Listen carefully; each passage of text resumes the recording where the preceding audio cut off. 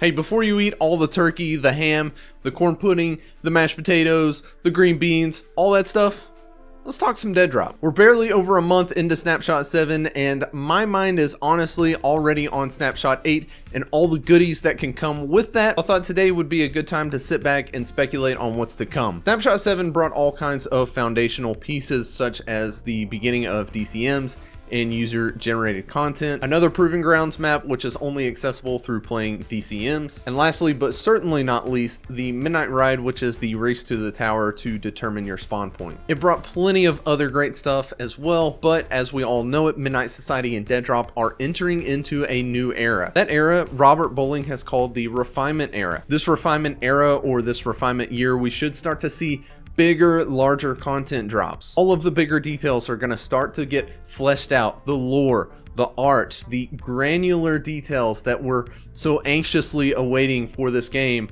we're about to start to experience those. And at one time, Midnight Society was looking at a 2024 release. Now, I don't know if that still stands, but at one time it did. That remains true. We're in for some heavy and thick snapshots in 2024. The first snapshot of 2024 is going to be Snapshot 8. So let's have a discussion about what could potentially come with Snapshot 8. One of the most common comments I get on my TikToks, my shorts, my YouTube videos is, "This game looks terrible."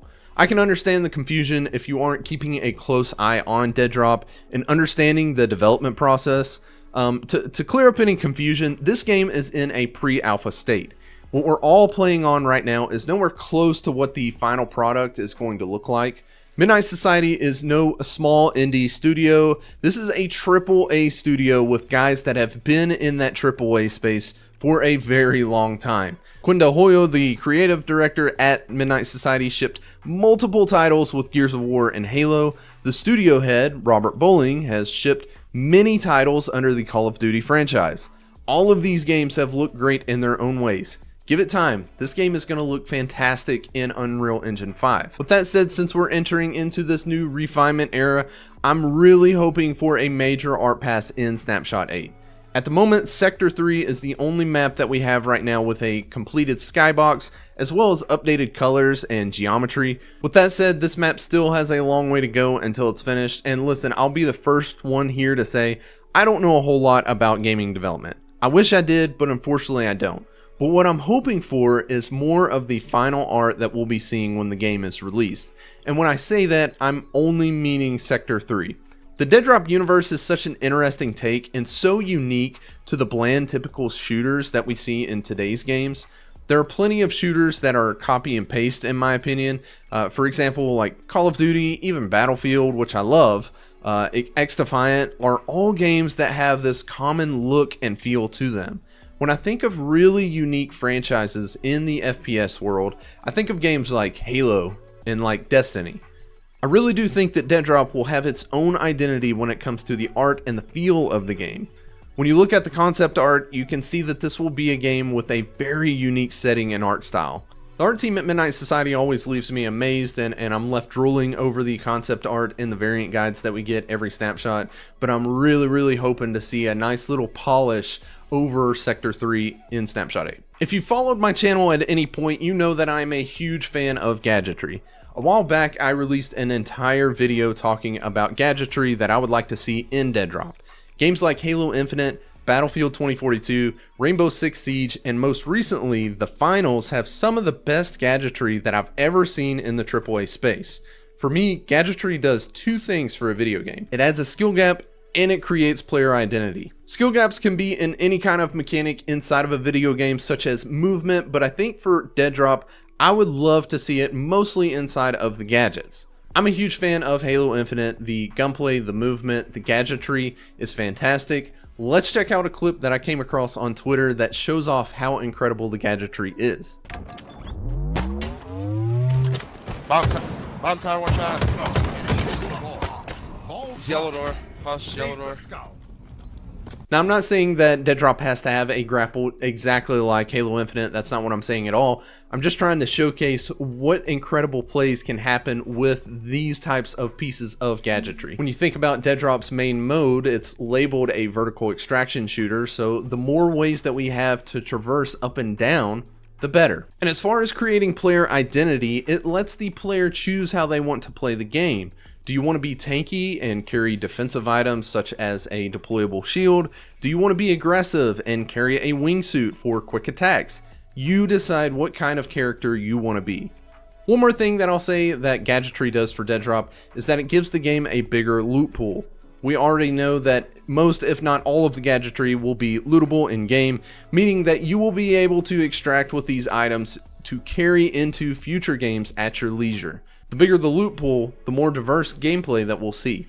We've been playing on Proving Grounds 2 for 2 snapshots now. I really enjoy this map because of the verticality it brings and all of the multiple ways to traverse the map. Lifts, zip lines, ladders, poles, it all makes for some really fun gunfights. The apartments create some short-range gunfights while the outside area creates great lanes for sniping and long-range gunfights.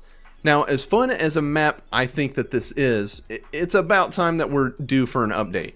Not only am I wishing that we get a fresh coat of paint and an art pass, but I'm hoping that we see a new sector shutdown. In one of the latest AMAs that studio head Robert Bowling did, he mentioned what a map needs to be called a complete sector. It needs to support unique extraction points such as the heli extract or the zipline extract in cold storage. It needs to fully support cleaners, and it needs to have a shutdown mechanic such as the rising freeze in cold storage. I don't think I'm reaching very far when I say I think we're going to see all of that in Snapshot 8. At the end of every variant guide, we get a little hint on what Midnight Society is working on for future snapshots. In the most previous variant guide, we got this picture. If you've seen any gameplay of Proving Grounds 2, you know this is clearly a picture of that map. In the bottom right hand, you'll see some variant codex. That translates to secure the lobby, deploy enforcers, confine movement, and seal the area without weapons. I firmly believe that this is hinting the new shutdown mechanic in Proving Grounds 2. I think we're going to have some sort of deployment of AI that take over the area, maybe even just the extraction points. I think our movement is going to be restricted somehow, and we'll be unable to draw our weapons. Who knows the finer details of what that looks like, but it sounds like a chaotic and stressful way to shut down a sector, and I am so here for it. Real quick, one other thing to note regarding that same AMA, Rob also mentions that the current goal for VES is to have sector-to-sector gameplay. He went on to explain that the short-term goal is to have 3 sectors in one map and to be able to playtest that sector-to-sector gameplay. The 3 sectors I'm assuming that he's referencing is Cold Storage, Proving Grounds 2, and Proving Grounds 3. Proving Grounds 3 is a map that's only accessible through playing DEADROP creator modes. Will we see sector-to-sector gameplay in Snapshot 8? Who knows? Again, at one time, 2024 was a goal for release. If that's the case, we're only looking at give or take 4 snapshots. In my opinion, Midnight Society always seems to over-deliver in each snapshot, so possibly we'll see it, but we'll have to wait and see. And finally, I'll touch on user-generated content briefly, just because I've covered this in another video, but I fully expect UGC tools to be expanded.